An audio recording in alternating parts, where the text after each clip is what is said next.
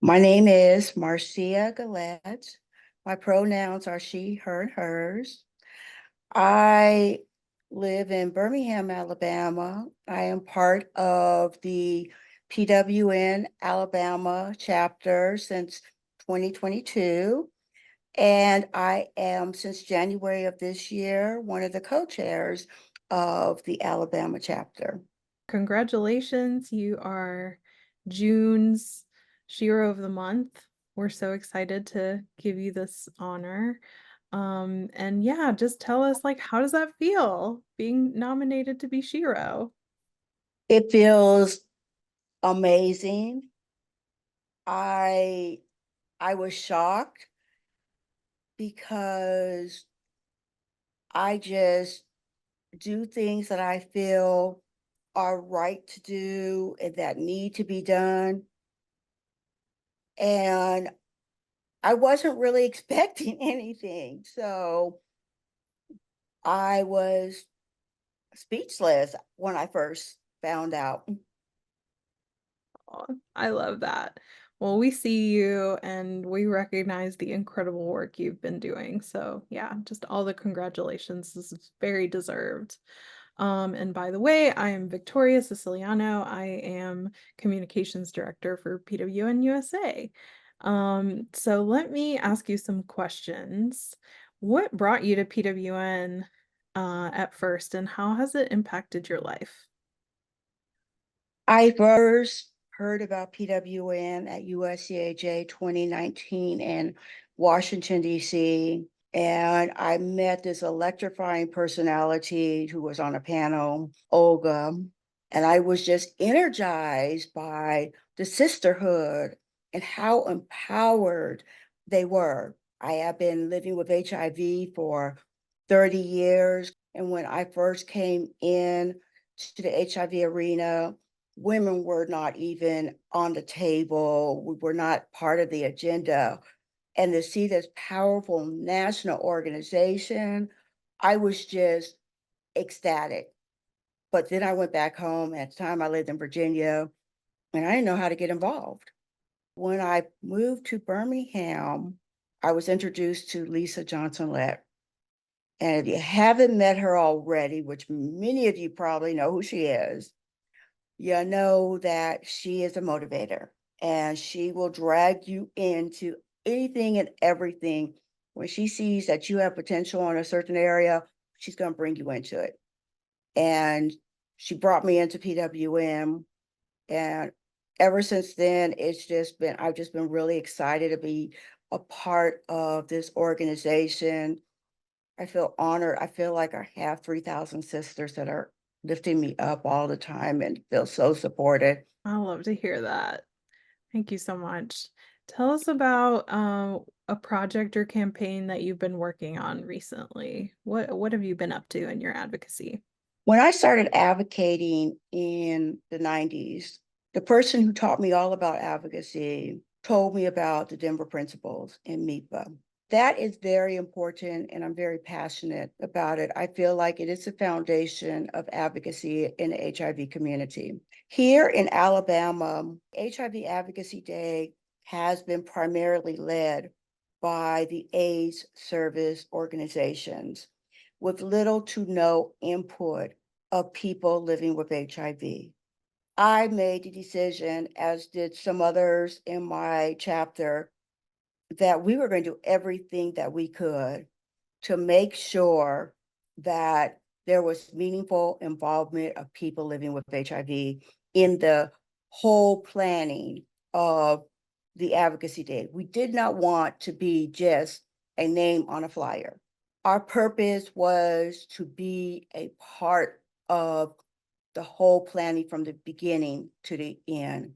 So I went to AHAP, which is the Alabama HIV AIDS Policy Planning Committee, I think.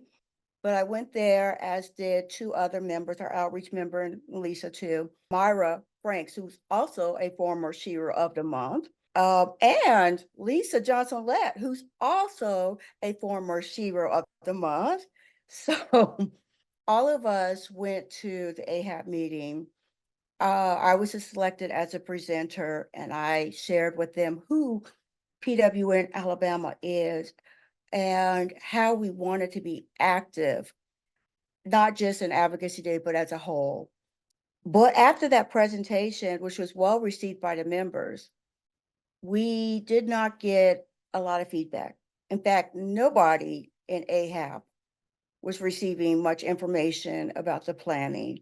And I would inquire about it, and she was telling me how busy she was with all the different stuff that was going on. Then we started getting word that there were plans, and the plans were to include other organizations that are not affiliated with people living with HIV, and we weren't going to have red T-shirts. So one of the representatives from one of our organizations wrote this really eloquent letter and expressed many of our opinions about HIV Advocacy Day being hijacked. I jumped on it. And the next day, I reached out to her and I asked her, what are the plans for the training? You know, that is really where I felt that we would be the most impactful. And she gave us a go ahead. We had barely 2 weeks before Advocacy Day, but we got it together. We were able to get some powerful hitters, and we had people on the training who were interns at organizations, who were employees at other organizations throughout the state, and people living with HIV throughout the state. And I just felt like it was a really good job. On Advocacy Day, we were a part of the HIV Advocacy Day program as well. And many of our members went to meet with legislators. One thing that I'm really excited about, though, that happened yesterday, the second in-person AHAB meeting was yesterday. And we talked about what went wrong and what went right about the HIV Advocacy Day. And I told them I had a vision that every organization would have a staff member representative and also have a person living with HIV working alongside with them, whether they're employed or they're a patient. And they liked the idea. And I'm excited about the fact that we now truly are having a meaningful involvement. You have, yeah, the Alabama chapter, for those of you who don't know, is just such a powerhouse. The amount of growth and work that y'all have been doing in the past couple of years to really just push MIPA and get the rest of the organizations in the state to, really center the voices of people with lived experience. It's just outstanding. So thank you so much for doing this incredible work. Tell me what inspires you to continue pushing forward. You're doing this incredible work, you're seeing challenges come up, but what is it that keeps you wanting to push and move forward? I really think that goes back to my upbringing. My grandfather was a reverend in New York City, and he was a reverend of the community, not just the church, but of the community. And he also was a store owner and a taxi driver. He was there for the people. He met the people where they were at, and he assisted and helped them. My mother also was a community leader. She was a nurse, and she started working with HIV and AIDS as a hospice nurse in the 80s. Also, when I was being raised, I mean, I was 5, 6, 7 years old.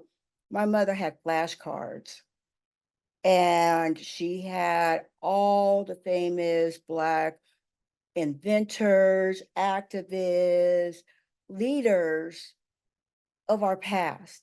And my brother, she would show my brother and I the picture, and we would have to tell her the bio. I think instilling in me at such a young age all these wonderful, great leaders and the work that they did instilled in me a passion to help others. It created in me that I have a purpose. And my purpose is not to be here for myself, but to do the most that I possibly can to be there for others. When I was diagnosed with HIV in 1994, I was told I had dysplasia, which turned into cervical cancer. I was pregnant and I had HIV. But the doctor told me I had HIV, and I told him, well, what's the risk to my child? At that time, it was 20% nationwide, but his rates were like 13%, which was good in that time because that was before ACTG 076. We had no therapy. There was only 3 drugs on the market. And I told him, I'm going to show the world how to live with HIV. I didn't know what I was talking about. I stumbled along and did what I could. I leaned on the long-term survivors to teach me. So I learned from a lot of giants in our community, many who are not here, but it pushes me forward to keep on that work. Their deaths are not in vain as long as we keep on pushing forward and doing the work. I want to see America where there is no stigma when we say the word HIV, where there are no individuals who are on long waiting lists for housing and have to go through homelessness, which I've experienced myself firsthand. I want to see a world where we don't have to choose between medications and food or rent. I want to see a world where our reproductive rights are not trying to be slashed and chopped up on the table. As long as there is a need, that's what pushes me. That's what motivates me. Well, thank you so much. Seriously, I'm in Alabama also, and when I first started working at PWN, we had an in-person training in Alabama, and I was so new. This is my first time like meeting members in person, and I got to do this like storytelling workshop. And Marcia, you just stood up and told your story, and it was like goosebumps from head to toe. I think it was seriously one of the first times that I was hearing this firsthand account of what HIV criminalization can do in people's lives, and the way that you persevered through it and kept advocating through it, and turned it into, you know, an experience that empowered you to go out there and keep helping people. It's amazing. So I thank you so much for that, and continuing to share your experiences with us. Do you have any final parting words of wisdom, or yeah, just anything else you want to conclude this interview with? Thank you so much for the honor of being Shero of the month for the month of June, which is also my birthday month. My birthday is National HIV Testing Day. But I would also like to say that I was just on Sister Circle last night, and 3 of us on Sister Circle applied with abstracts to Positive Living and USCHA. And there was 3 of us who either got both approved or 1 approved. PWN is an organization of sheroes, every single one of us. So thank you for recognizing me, but every one of us are sheroes. And I want everybody to look in the mirror and say, I am a shero and I can do this, because you can. I love that.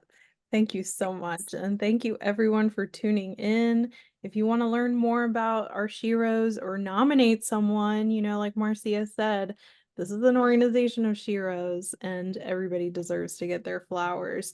You can nominate someone on our website at pwn-usa.org. So thank you so much. Congratulations again, Marcia. And I'll see you around because I'm here to help you. Yes, most definitely.